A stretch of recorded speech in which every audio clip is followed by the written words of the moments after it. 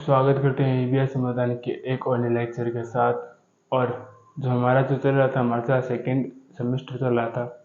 और second semester की अगर बात करें, सेकेंड सेमेस्टर के अंदर भी हमारी यूनिट नंबर 2 चल रही थी। यूनिट नंबर 2 की अगर हम बात करें तो पी ब्लॉक चल रहा था। और पी ब्लॉक के भी अंदर हम बात करें तो हमारा सेकेंड टॉपिक चल रहा था, जिसके अंदर हम क्या पढ़ रहे थे? हाइड्राइड पढ़ रहे थे, ऑक्साइड पढ़ रहे थे, ऑक्सी अम्ल पढ़ रहे थे और हैलोजन पढ़ रहे थे। हाइड्राइड पढ़ रहे थे, ठीक है, हाइड्राइड और हैलाइड पढ़ रहे थे। हमने क्या किया, 13 से लेकर जो 17 तक ग्रुप है, सभी के चार चार गुणों की हमने बारे में बात कर ली है। फिर हम क्या करें, कुछ और तत्व हैं, जैसे बोरॉन के हमने हैलाइडों के बारे में चर्चा की थी, नाइट्रोजन की हाइड्राइड की चर्चा कर रहे थे। फिर हम वापिस से बोरॉन के भी हाइड्राइड की बात करेंगे। कुछ प्रमुख यौगिक थे, उनके जो विशिष्ट गुण थे, संरचनाएं थी, उनके बारे में चर्चा करेंगे। और हमने पीछे चर्चा की अपने एक दो लेक्चर के अंदर। हमने जो इसके अंतर्गत हमने नाइट्रोजन से रिलेटेड हाइड्राइड शुरू किया था। और हमने जो पहला ही हाइड्राइड की बात करें, जो हमने चालू कर रखा था, हाइड्रोजन। क्या कर रखा था? हाइड्रोजन। हाइड्रोजन के हमने सभी लगभग बनाने की विधियां आपने देख ली, उपयोग देख लिए और प्रमुख गुण देख लिए। अब जो हम बात करने वाले हैं वो हाइड्राइड की संरचनाओं की बात करें। हाइड्राइड की संरचना किस प्रकार से होती है? जब आप हाइड्रोजन की संरचना की बात करते हो तो बिल्कुल ही थोड़ी सिमिलर होती है हाइड्रो पेरोक्साइड से। हाइड्रोजन पेरोक्साइड से उसकी संरचना सिमिलर होती है, ठीक है। किस प्रकार से होती है? हाइड्रोजन को हम कुछ इस प्रकार से लिखते हैं, ठीक है। तो हाइड्रोजन पेरोक्साइड को किस प्रकार से लिखते हैं? इस प्रकार से लिखते हैं, ठीक है। कुछ इस प्रकार से लिखते हैं। जो नाइट्रोजन होता है, अगर हम बात करें नाइट्रोजन की बात करें, नाइट्रोजन क्या होता है? sp3 संकरित होता है। कैसा होता है? sp3 संकरित होता है। और बात करें अगर इसकी और आगे, तो ये ध्रुवण, द्विध्रुवण,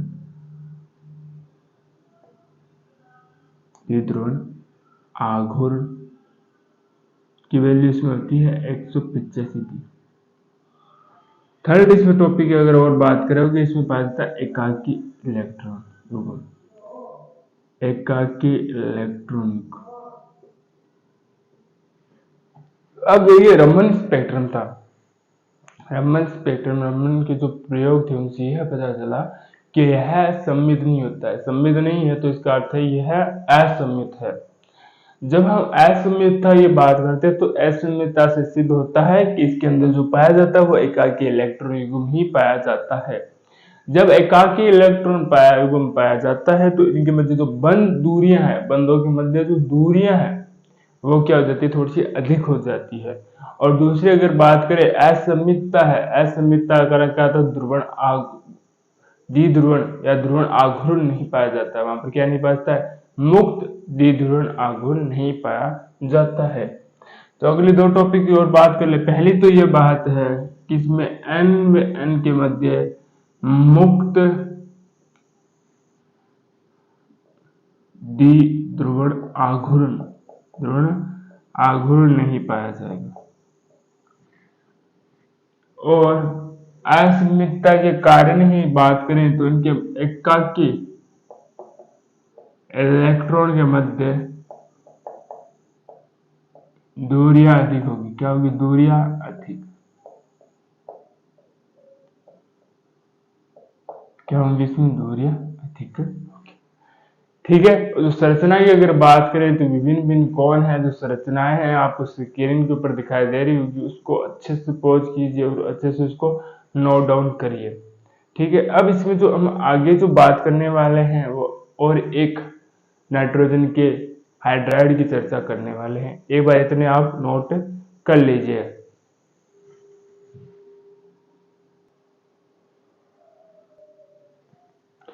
देखिए, जो अब हम आगे पढ़ने वाले हैं, पढ़ेंगे हाइड्रोक्सिल एमीन में, हाइड्रोक्सिल एमीन की। अब देखिए, जब हाइड्रोक्सिल एमीन की जब बात करते हो, आप किसकी बात करते हो? एमीन। तो यह भी हम बात करेंगे तो अमोनिया का ही व्युत्पन्न होता है। इसका व्युत्पन्न होता है अमोनिया का। अब थोड़ा सा पीछे वाला अगर रिवाइज करें तो हमने हाइड्रोजन की जब भी बात की थी, हमने वहां पर भी कहा था कि जो हाइड्रोजन है वो किसका व्युत्पन्न था, अमोनिया का था। हमने वहां कहा था कि वो एक हाइड्रोजन से प्रतिस्थापित होता है एक और किसका समूह, अमोनिया के। मतलब जब दो अमोनिया के समूह की जब बात करते हैं तो एक दूसरे को हाइड्रोजन को प्रतिस्थापित करते हुए एक संरचना का निर्माण करते हैं जिसको हम क्या बोलते हैं, हाइड्रोजन। यहाँ पर अगर बात करोगे तो एक अमोनिया का जो हाइड्रोजन है H समूह, वो किसको प्रतिस्थापित करेगा, इस समूह को, हाइड्रोक्सिल। हाइड्रोक्सिल किससे कहते हैं, OH समूह को। किसको कहते हैं हम, OH समूह को। तो जब अमोनिया के अंदर कोई भी हाइड्रोक्सिल समूह है हाइड्रोजन के द्वारा हाइड्रोजन को प्रतिस्थापित कर देता है तो बनी संरचना कौन सी कहलाती है, हाइड्रोक्सिल एमीन कहलाती है। ये हो जाती है परिभाषा। जब परिभाषा आपको पूछी जाए तो इजीली आप देख सकते हो परिभाषा कुछ इस प्रकार से है। अब देखिए जब हम बात करें अमोनिया की बात करता हूं, मैं कह रहा हूं एक हाइड्रोजन, मतलब कुछ इस प्रकार से इसको मैं लिख लेता हूं। ये जो आपको हाइड्रोजन दिख रहा है ना, इसकी जगह हम किसको प्रतिस्थापित करेंगे, OH को। जब OH को जब हम प्रतिस्थापित करेंगे तो बनी संरचना हमारी क्या कहलाती है, हाइड्रोक्सिल एमीन। क्या कहलाती है, हाइड्रोक्सिल एमीन। इसकी ये इस प्रकार से संरचना है। अब जो वैसे हम जैसे हाइड्रोजन की बात की थी, जिस प्रकार से हमने निर्माण की विधि देखी थी कि किस प्रकार से वो निर्माण किया जाता है, उनका निर्माण किस प्रकार से होता है, तो इसी प्रकार से हम क्या देखेंगे, इसकी भी निर्माण की विधि को देखते हैं। क्या देखते हैं, इसके निर्माण की विधि को।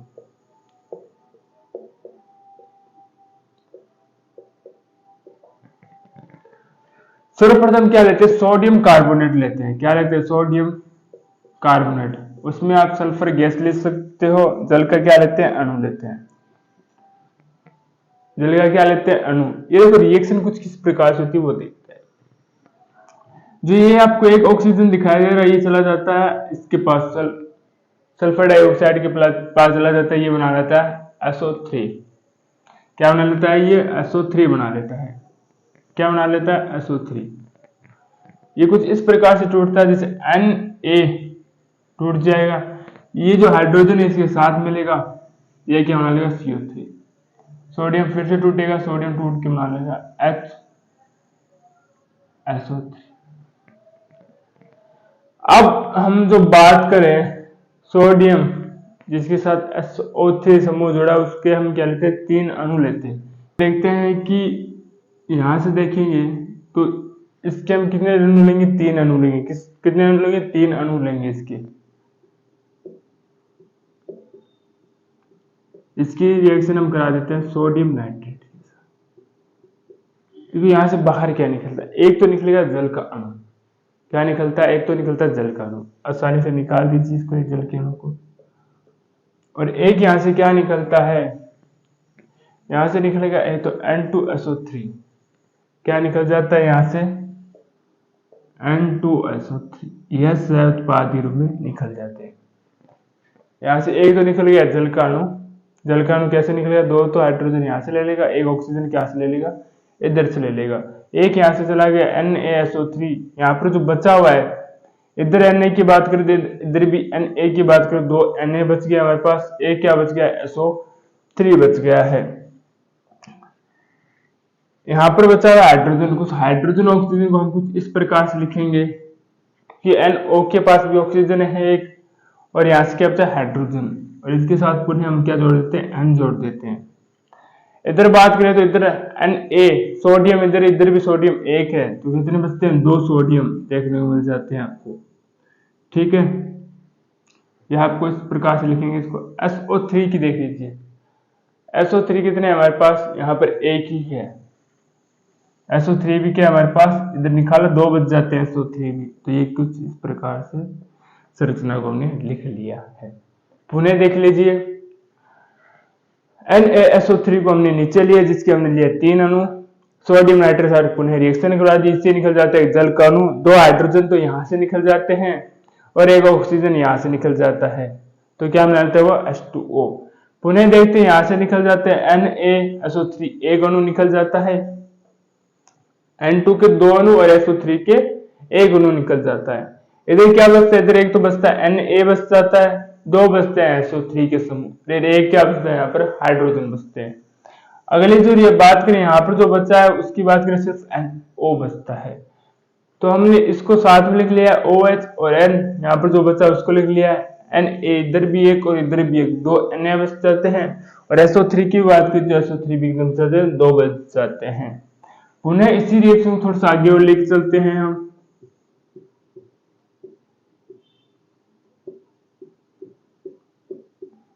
इसकी जो रिएक्शन है, हम 2 सोडियम हाइड्रोक्साइड और H2SO4 के साथ करते हैं।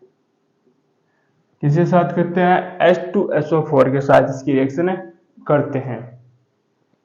अब देखिए यहां से क्या है, यहाँ पर सोडियम आपको 1 दिखाई दे रहा होगा, सोडियम यहाँ पर आपको 2 दिखाई दे रहे होंगे। SO4 की जब बात कर लीजिए, SO4 यहाँ पर क्या है आपके पास, इधर देखोगे 3 दिखाई दे रहे होंगे, 1 और 2 3। किस प्रकार से निकालना, देखिए यहां से हम निकालते हैं सोडियम सल्फेट को निकाल देते हैं, जो निकालते हैं हम 2। सोडियम सल्फेट को कितने निकाल लिया हमने, 2 निकाल लिए हैं, 2 यहां से और 2 यहां से, ठीक है। कितने हो गए, सोडियम सल्फेट को यहां से निकाल दिया है। इस प्रकार से इसको लिखते हैं, ठीक है। 2 और यहाँ पर आपको दिखाई दे रही है 2 2 4 हो गए। सल्फेट की बात करोगे तो 2 सल्फेट आपको देखने को मिल जाते हैं। सल्फर यहाँ से टोटल निकल चुके हैं 1 और 2 बचते हैं, इधर 1 सल्फर बचा, इधर 1 सल्फर बचा। ऑक्सीजन की जब बात करोगे तो ऑक्सीजन देखिए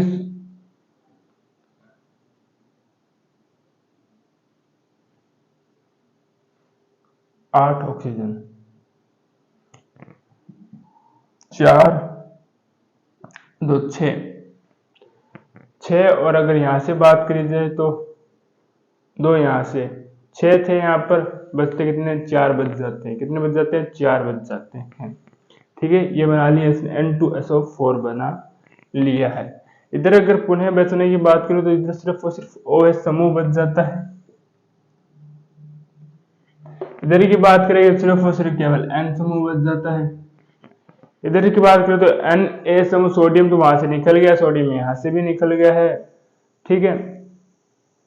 हाइड्रोजन बचते हैं, इधर कितने क्या बचते हैं, यहाँ पर हाइड्रोजन बचते हैं। हाइड्रोजन की अगर बात करोगे 2 यहां से बचे हुए, हाइड्रोजन 2 यहां पर बचे हुए,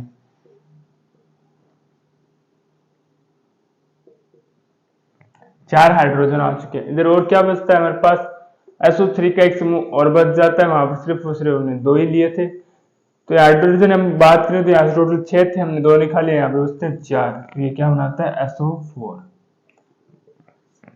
इस पुनः इस रिएक्शन थोड़ा और आगे लेके चलते हैं हम, OH NH3HSO4। फिर इसकी जो रिएक्शन है हम BOH2 के साथ करवाते हैं। जब इसके साथ रिएक्शन करवाओगे आप तो ये बनता है OHNO2, जो हमारे पास क्या है, सोडियम हाइड्रोक्सिल एमीन है। बाकी से उत्पाद है वो आवश्यक नहीं आपको निकालने के लिए। निर्माण विधि की बात करें, जो हम अमोनिया हाइड्रोक्सिल एमीन की जब बात करें 3 चरणों में समाप्त होती है, सॉरी 4 चरणों में। पहले हम क्या करते हैं, इसके अंदर सोडियम कार्बोनेट को हम सल्फर डाइऑक्साइड में जल के साथ क्या करते हैं, इसकी रिएक्शन करते हैं। फिर हमारे जो समूह क्या प्राप्त होता है, NHSO3। उसी रिएक्शन को हम क्या करते हैं, सोडियम नाइट्रेट के साथ रिएक्शन कर देते हैं और हमें क्या प्राप्त होता है, OHN NSO3 और ट्वाइस। फिर जब आगे की बात करें तो इसको सल्फ्यूरिक अम्ल और 2NOH के साथ सोडियम हाइड्रोक्साइड के साथ रिएक्शन करने पर हमें OH NH3HSO4 हमें प्राप्त होता है, सल्फेट प्राप्त होते हैं। फिर हम क्या करते हैं, बेरिलियम डाइहाइड्रोक्साइड के साथ इसकी रिएक्शन करें, बेरिलियम ऑक्साइड के साथ रिएक्शन करें तो हमें क्या प्राप्त होता है, हाइड्रोक्सिल एमीन प्राप्त होते हैं। क्या प्राप्त होता है, हाइड्रोक्सिल एमीन प्राप्त होते हैं। एक बार इसको अच्छे से नोट डाउन कर लीजिए। फिर इसके सेकेंड और रिएक्शन की बात करते हैं, किस प्रकार से दूसरे तरीके से भी इसको प्राप्त किया जा सकता है, किसको, हाइड्रोक्सिल एमीन को, विधि की। इसकी बात करते हैं दूसरी विधि की। दूसरी विधि में कुछ नहीं खास नहीं करना है आपको। हाइड्रोक्लोरिक अम्ल के अंदर हम क्या लेते हैं, थोड़े से टीन के टुकड़े लेते हैं। जब थोड़े से टीन के टुकड़े लोगे ना, वो संरचना बनेगी, निम्न विलयन बनेगा। उसका हम क्या करते हैं, सोडियम हाइड्रोक्साइड गैस प्रवाहित करवा देते हैं। जब सोडियम हाइड्रोक्साइड गैस प्रवाहित करवा देंगे, फिर हम क्या करते हैं, सोडियम NaOH से साथ उसकी रिएक्शन करवाएंगे और सूक्ष्म और शुद्ध रूप में मुक्त हमें क्या प्राप्त हो जाएगा, हाइड्रोक्सिल एमीन हमें प्राप्त हो जाएगा। इन रिएक्शनों को करते हैं। पहले हम क्या करते हैं, इससे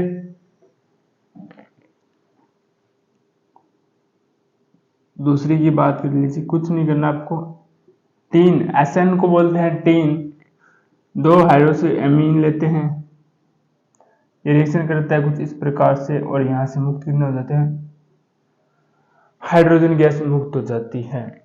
फिर हम क्या करते हैं, NO जो गैस होती है उससे हम क्या करते हैं 6H प्रवाहित करवाते हैं, तो ये बनाता है टोटल NH2OH 2। पुनः जब इसकी रिएक्शन आप किससे करवाओगे, एक ही लेते हैं ना, रिएक्शन करवाओगे आप HCl से, तो यह कुछ बना लेता है NH2OH। शुद्ध अवस्था में नहीं है हमारे पास HCl अभी भी प्राप्त हो रहा है, तो इस रिएक्शन थोड़ा सा और आगे बढ़ाते हैं।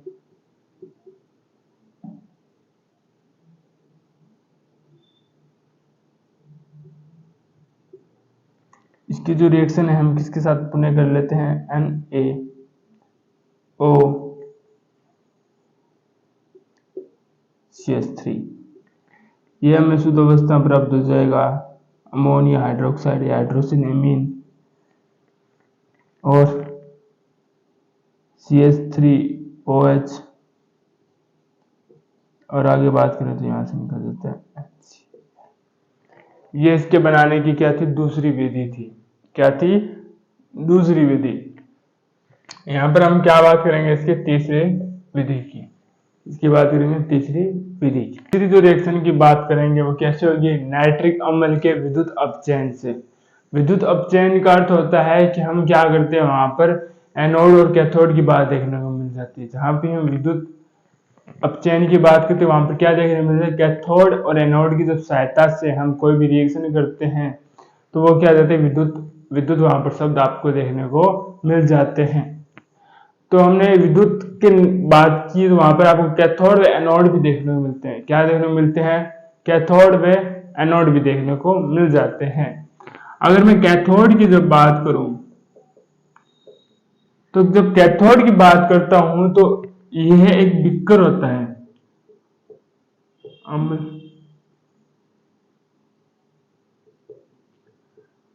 बीकर तो क्या होता है, कैथोड की तरह कार्य करता है और एनोड की हम क्या लगा देते हैं, एक छड़ लगा देते हैं।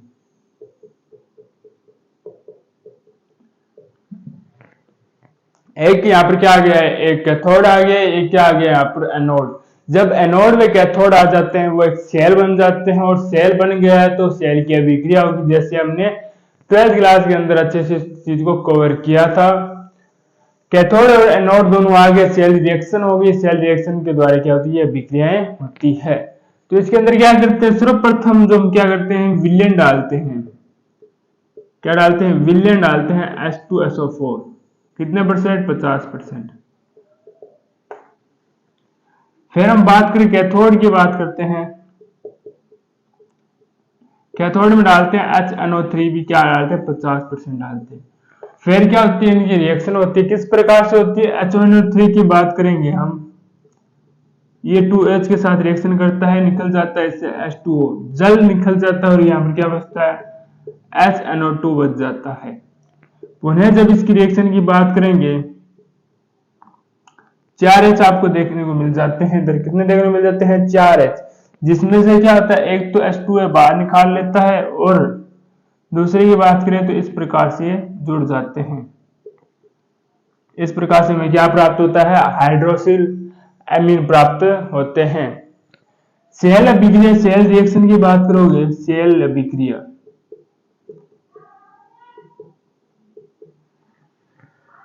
तो एनोड के रूप में अगर बात करोगे आपको लेट दिखाई देगी पीबी, जहां पर H2SO4 आपको 50% देखने को मिल जाते हैं। कैथोड की जब बात करोगे आप पीबी और HG देखने को, मरकरी देखने को मिल जाती है। वहां पर क्या होता है कि HNO3 प्लस H2SO4 अब क्या दिखने को मिल जाता है 50%। इसके द्वारा हम क्या करते हैं, सेल रिएक्शन के द्वारा इसको दर्शाया जाता है।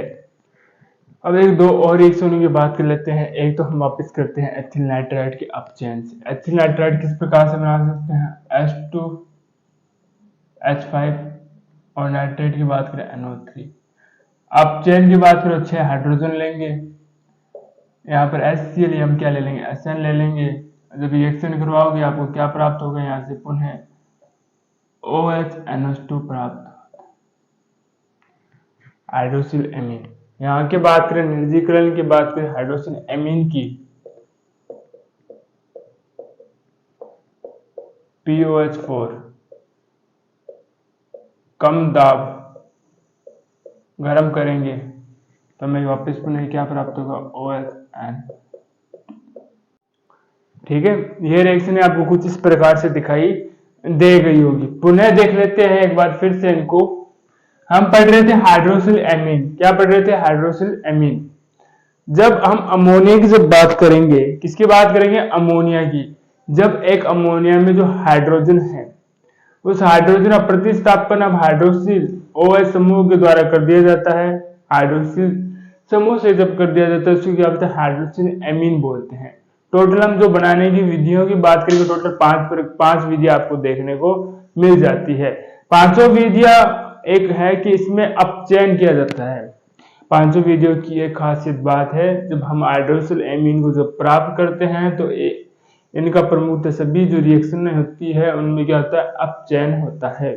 क्या होता है, अपचयन होता है। जब पहले बात करें तो नाइट्राइटों का क्या होता है, अपचयन होता है।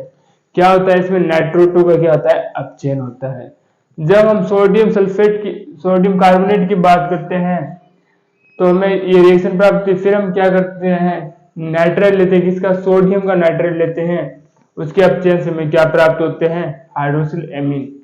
दूसरी प्रकार की जब रिएक्शनों की बात करोगे, हम करेंगे नाइट्रेट ऑक्साइड के अपचयन की बात करते हैं। पहले हम क्या करते हैं, HCl थोड़ा टीन ले लेते हैं, टीन को थोड़ा गर्म हो जाता है, उस विलयन को हम क्या करते हैं, नाइट्रिक ऑक्साइड से क्या करते हैं, उसकी रिएक्शन करवाओगे आप तो हमें क्या प्राप्त होगा, हाइड्रोक्सिल एमीन प्राप्त होता है। तीसरी की अगर बात करो, नाइट्रिक अम्ल के विद्युत अपचयन की जब बात करते हैं तो मैंने कहा यहाँ पर कैथोड में एनोड कार्य आपको करते हुए दिखाई देंगे। कैथोड क्या होगा, कैथोड बिक्कर होगा जो अम्ल गेट का होगा। फिर हम क्या लेते हैं, एनोड ले लेते हैं, वो भी क्या लेते हैं, पीबी अर्थात लेड की हम क्या लेते हैं, एनोड ले लेते हैं। ठीक है, उसके अंदर विलयन डालते 50% H2SO4 सल्फ्यूरिक अम्ल डालते हैं और नाइट्रिक डालते हैं, उसके अंदर कितना 50%। फिर ये रिएक्शन करता है, इसका अपचयन होगा, HNO2 बनता है। HNO2 की पुनः हम 4S से जब रिएक्शन करवाएंगे हमें क्या पास, हाइड्रोक्सिल एमीन प्राप्त होता है। एनोड व कैथोड में सेल अभिक्रिया द्वारा इनको इस प्रकार से प्रदर्शित किया जा सकता है। चौथी बात एथिल नाइट्रेट के अपचयन से करवाते हैं। एथिल फिर क्या लिख लीजिए, इसको नाइट्रेट लिख लीजिए। 6 हाइड्रोजन के साथ अपचयन कराते हैं। HCl वैसन क्या करते हैं, इस रिएक्शन को पूरा करने में इसकी सहायता करते हैं। पांचवी और आखिरी रिएक्शन की जब बात करेंगे, निर्जीकरण करेंगे हाइड्रोक्सिल एमीन का। किसका करेंगे, हाइड्रोक्सिल एमीन का करते हैं, कम दाब पर करते हैं तो हमें क्या प्राप्त हो जाता है, हाइड्रोक्सिल एमीन प्राप्त हो जाता है। यह चीज की कुछ निम्न रिएक्शन थे जिसके द्वारा निर्माण विधियां थी, जिसके द्वारा आप क्या प्राप्त कर सकते हैं, हाइड्रोक्सिल एमीन अच्छे से प्राप्त कर सकते हैं। अब इसके जो बाद में जो बात करेंगे, इनके प्रमुख गुणों की बात करेंगे और कुछ केमिकल रिएक्शन की बातें करते हैं। अब हम क्या बात करेंगे, हाइड्रोक्सिल एमीन के कुछ गुणों की बात करेंगे। क्या बात करेंगे, इनके गुणों की। तो जो पहले ही गुण की जब मैं बात करता हूँ, किसकी बात करता हूँ, पहले जब इसके गुण की मैं बात करता हूँ तो आपको क्या देखने को मिल जाते हैं, ये सुई के आकार का श्वेत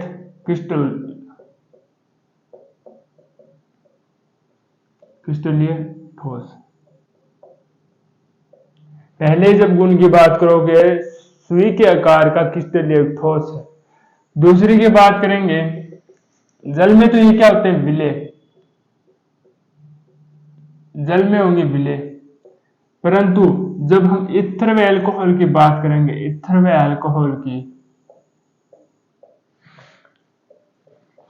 उसमें क्या हो जाएंगे, अविलेय, उसमें क्या हो जाएंगे, अविलेय हो जाएंगे। और इथर के विलयन में, जो विलयन है उसमें क्रिस्टलीय रूप में प्राप्त होते हैं।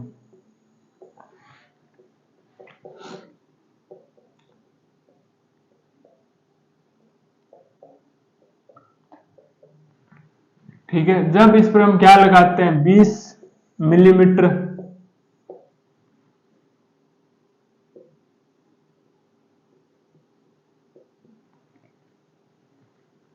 क्या लगाते हैं, इस पर दाब, तो इसका जो गलनांक की जब बात करोगे, ये वो हो जाता है 33 डिग्री सेल्सियस। वे क्वथनांक की बात करते हैं, वो क्या जाता है, ये क्या होते हैं, अस्थायी होते हैं, अस्थायी होते हैं। 0 डिग्री सेल्सियस पर भी रखे जा सकते हैं।